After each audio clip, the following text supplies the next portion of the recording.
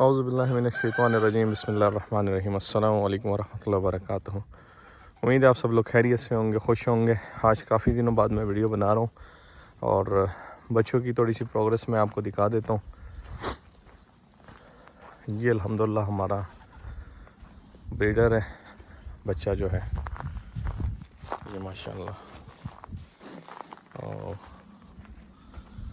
फ़िलहाल इसको बांधा हुआ है क्योंकि ये मस्ती करता है। बाकी इसमें कुछ फ़ीमेल जो है वो सोई हुई है तो उनको पीछे रखा हुआ है, और जो बच्चे आए हुए वो भी मैं आपको दिखा देता हूँ।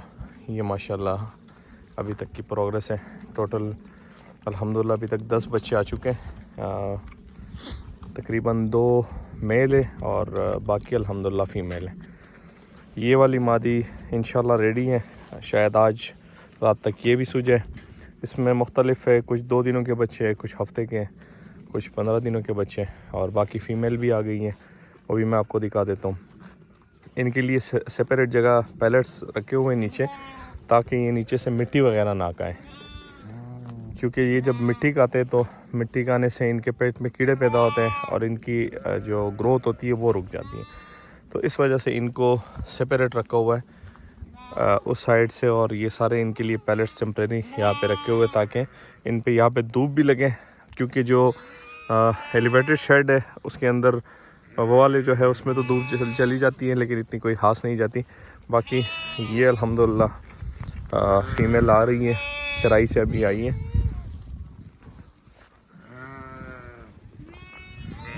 ये माशाल्लाह अभी फ़ीमेल जो है ये चराई से आ गई वापस।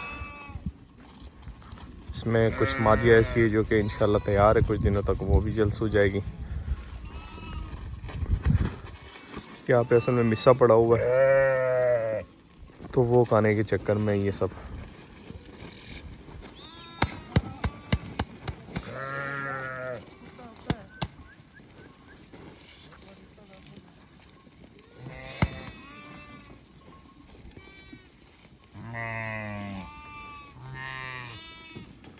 असल में आजकल जनवरी चल रहा है और आज 28 जनवरी है। बाहर जो है सब्ज़ा वगैरह इतना ख़ास नहीं है, लेकिन इसके बावजूद अल्हम्दुलिल्लाह इनकी सेहत अच्छी है।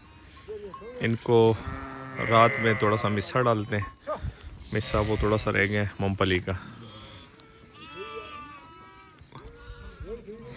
और अभी इनको शेड पे ऊपर लेके जाते हैं। अच्छा वो देखे वो बच्चा निकल आया, दूध पीना शुरू कर दिया। ये बच्चे ऊपर लेके जाएंगे दूध पिलाने के लिए, तो ये अभी इनको ऊपर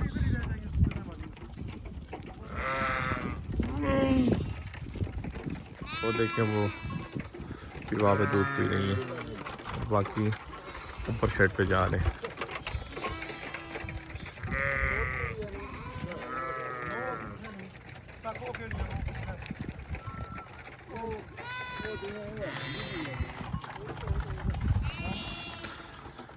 बाकी सर्दी के हवाले से बहुत सारे दोस्त मुझसे पूछते हैं कि सर्दी के लिए आपने क्या बंदोबस्त किया। तो मैं पहले ही बता चुका हूँ कि जो भेड़े हैं, दुम्बे वगैरह, इनको ठंड नहीं लगती, तो इनके लिए सिर्फ नीचे से यहाँ तक तरपाल लगाए, ऊपर तकरीबन 6 से 8 फुट की जगह स्पेस छोड़ी हुई है। ऊपर से भी मैं आपको दिखाता हूँ। और वेंटिलेशन के लिए ये सिर्फ डायरेक्ट हवा रोकने के लिए इनके लिए लगाया हुआ। से इनकी भी अगर आप ना लगाए तो ज़रूरत नहीं पड़ती, लेकिन चूंकि ये हाइट पे है तो इस वजह से लगा हुआ है।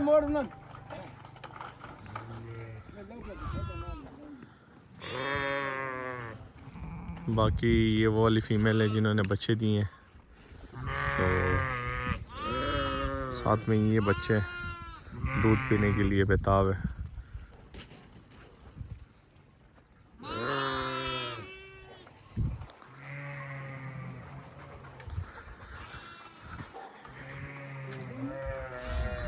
ये एलिवेटेड रैंप हो गया।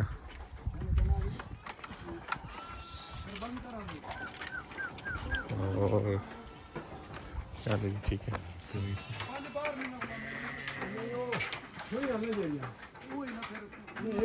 ये इसके लिए लाइजोवेट का पानी डाला हुआ है मिनरल्स वाला, और बाकी ये शेड है। ये देखिए यहाँ पे स्पेस आप चेक करें, इसमें बीच में काफ़ी स्पेस है वेंटिलेशन के लिए। मतलब इनको अल्हम्दुलिल्लाह ठंड का मसला नहीं होता। इनको सिर्फ ये कि डायरेक्ट गर्मी के धूप से बचाना पड़ता है, बाकी इनको इशू नहीं होता।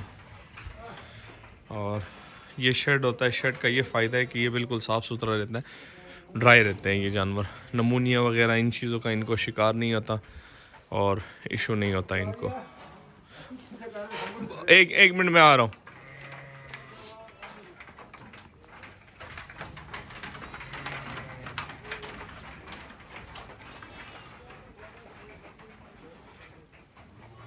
ये है कि रात में इनको मिस्र डालेंगे मज़ीद।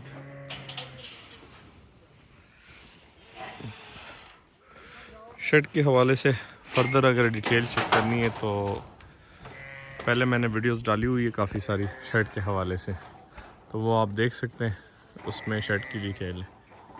बाकी बच्चों के हवाले से मैं बता चुका हूँ और ये फ़िलहाल अल्हम्दुलिल्लाह प्रोग्रेस है। तो आज की वीडियो यहाँ मैं ख़त्म करते, दुआओं में याद रखिएगा, अपना ढेर सारा ख्याल रखिएगा, 5 वक्त की नमाज़ अदा कीजिएगा।